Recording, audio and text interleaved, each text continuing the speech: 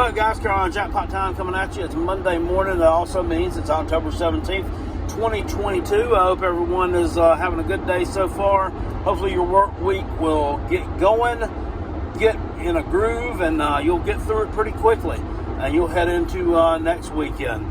This past weekend was a great Saturday of college football.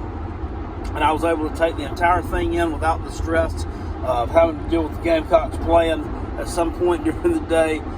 So that was nice. Great game, start to finish. No time slot. Saturday was void of a game that ended up having implications on the AP poll and probably to have implications on a potential playoff poll and or conference championship game shuffling order. So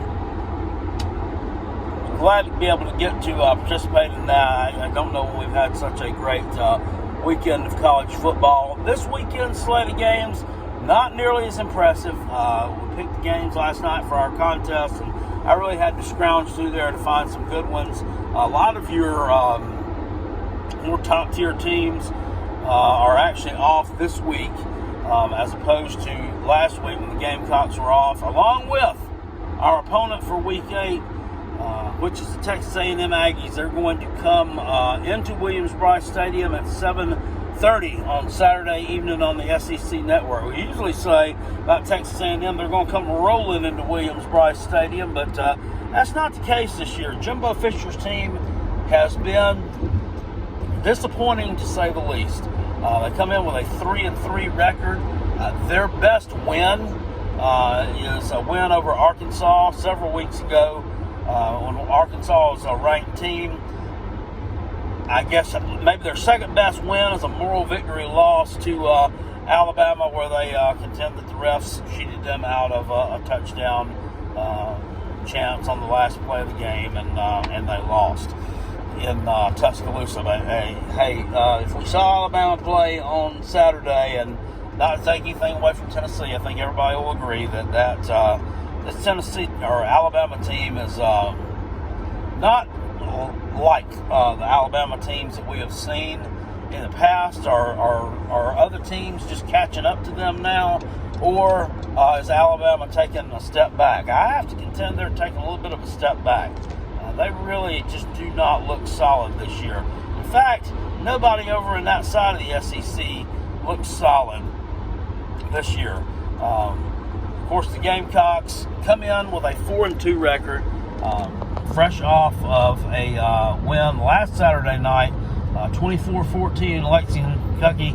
Got the monkey off their back for 1 year at least, and were able to physically dominate a team in the second half of the game Saturday night that South Carolina struggled with a great deal since 2014.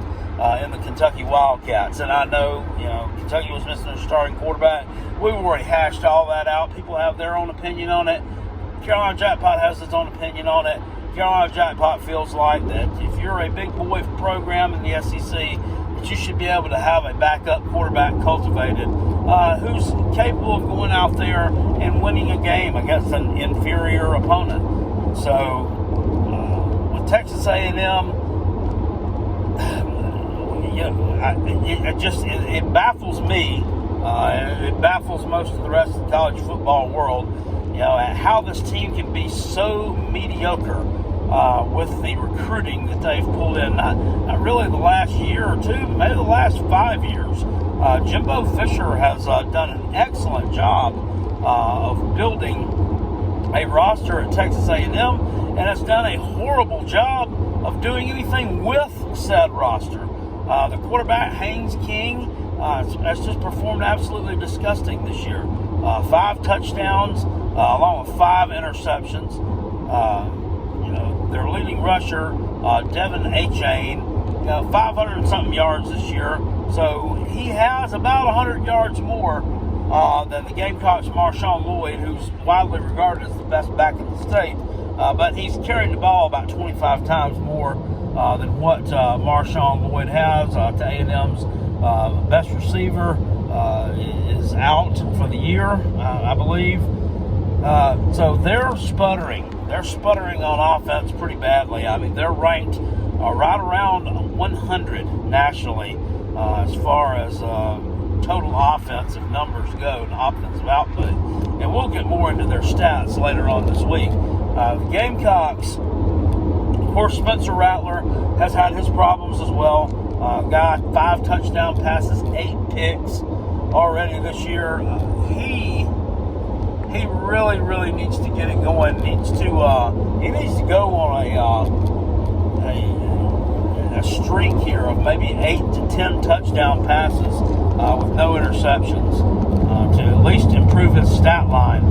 If nothing else, I just don't know if he's capable of doing it or not. From what I've seen this year, this man either needs to stay at Columbia for another year, or I don't know. In the off season, maybe he needs to hit the transfer portal again and go somewhere else and play for another season. Not that I'm saying I want him to do that. I'm just talking about what may be best for him in his future. He's not ready for the NFL yet. In my eyes, it doesn't look to me. And a lot of other people feel the same way. Not saying he doesn't have the tools right now, but I don't know if he has the up here, and the decisions that he needs to be making on the field just haven't looked great this year. South Carolina, second half against Kentucky, looked like a totally different football team on offense, and it may well have been. There's been a lot of rumors out there, and I've heard them from several different places, and generally where there's smoke, there's fire. That Gamecock offensive coordinator Marcus Satterfield did not call the plays in the second half of the Kentucky game. I don't know that to be 100% fact, but as I said, it's been stated from several different sources, and if you looked at the second half of that game against Kentucky, you saw South Carolina run some plays that they haven't ran all year. And so they've out of some sets that you haven't seen all year long. The end-around touchdown run by Jalen Brooks to kind of seal the game there, kind of late in the fourth quarter, was a play that you have not seen from South Carolina all year. Were they saving that up for Kentucky? I don't think so. I mean, that Marcus Satterfield offense has been so vanilla and boring. I think we've seen the entirety of it this year through 6 games. So that's interesting to see how that's going to play out going forward. If he's not calling plays, I think have to think his time in Columbia is limited. The big thing that concerns me in this game, and as of right now, A&M is actually a 4 to 4.5 point favorite in this game, depending on where you look. It opened up at A&M as a 3-point. No, they were a 4-point favorite. It dipped to 3. Now it's moved up to about 4.5. I got to think that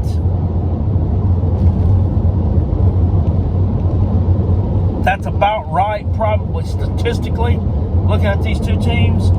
But just given the overall history between the two, South Carolina's not covered a spread against A&M since at least 2016. I say at least 2016.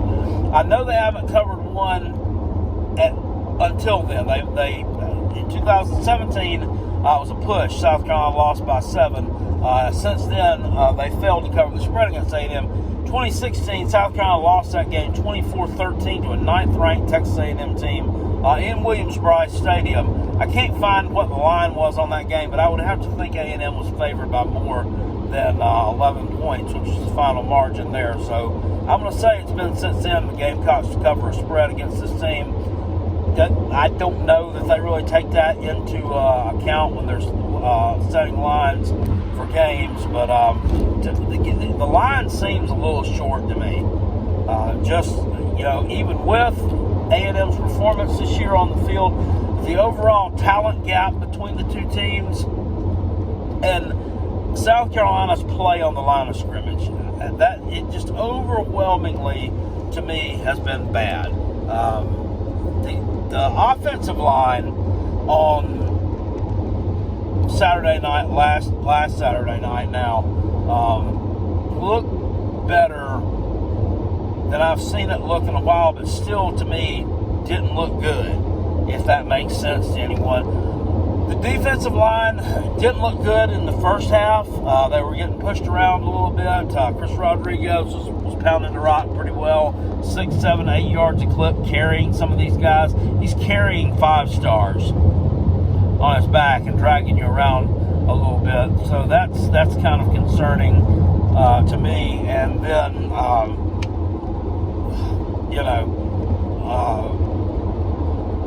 second half of that game, they did look a lot better. So, did they grow up in the second half? I don't know. I mean, was it all a farce? I'm not sure, but I'm still not sold on it. So I can see them put 4 quarters together with solid play on both lines of scrimmage. I still have to think, even with a record like a 3-3, a disappointing record, I still have to think a team like a Texas A&M is going to be a problem for you.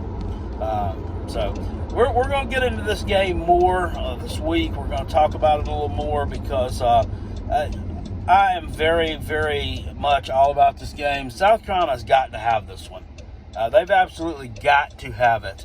Because, either one or two things is going to happen. Either Jimbo Fisher is going to get fired after this year, and those 4 and 5 stars at multiple positions that they've got stacked all over that field are going to either develop under a new and better coach, or